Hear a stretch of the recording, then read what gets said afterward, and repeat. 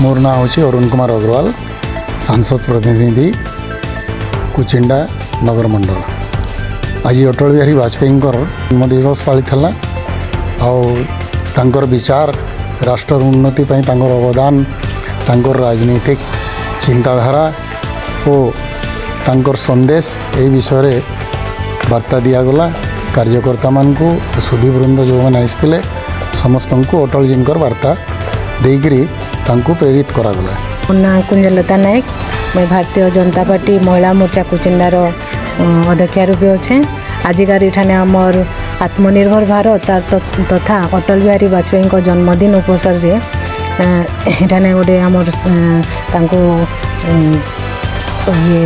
ये मानबार के आमको गोटे सभा करा से लगी आम समस्त कर्मी इठाने उपस्थित थिलु।